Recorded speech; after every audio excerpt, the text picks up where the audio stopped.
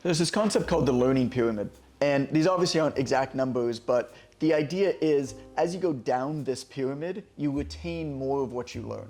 So at the very top of it is if you listen. You listen to a podcast, you listen to an audiobook or something like that, you're only going to retain like 5% of what you learn. And then if you read, you'll retain maybe 10%. If you listen and read, maybe 20%.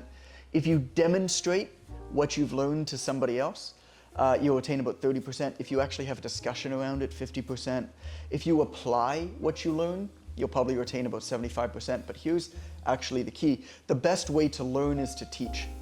And so about 90% retention generally comes if you teach what you learn. The best way to learn is to teach, right at the bottom of this pyramid. How do you apply this? Well, what I like to do is I like to actually go through 60-day sprints with learning, where I go through 60 days of just absorption in a topic. And then at the end of those 60 days, what I'll do is I'll figure out a way to teach that to somebody else as a way to better capture it myself. Let me give you an example.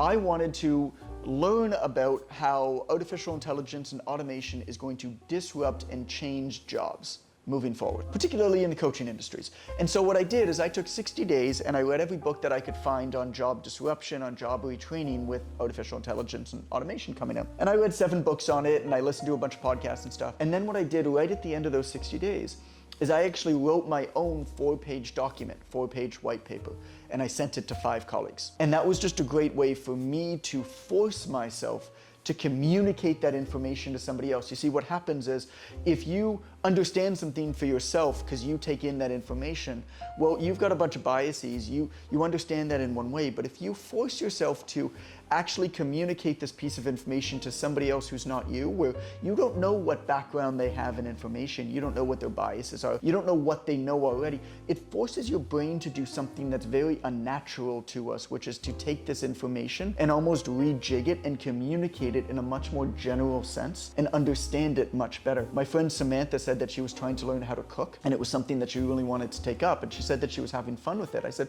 all right, so here's what you do. You cook meals for about 60 days, and then at the end of that, what you do is you create your own little recipe book, Samantha's Scrumptious Recipes. And you take your 10 favorite recipes and you save it in a PDF Word document and you send it to 10 of your friends. You can do this with anything. It doesn't have to be professional.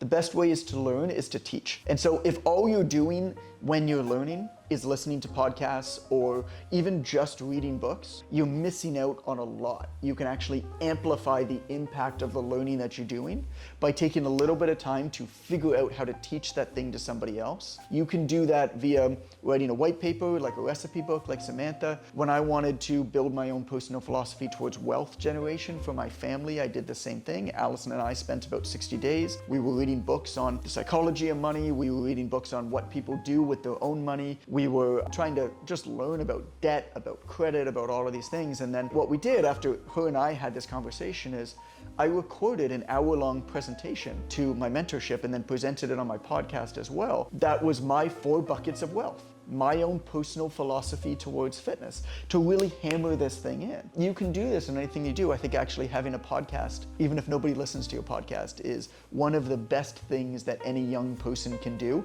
because it forces you to teach what you know and communicate what you know, even if nobody's listening. And as a result, learn that thing so much better.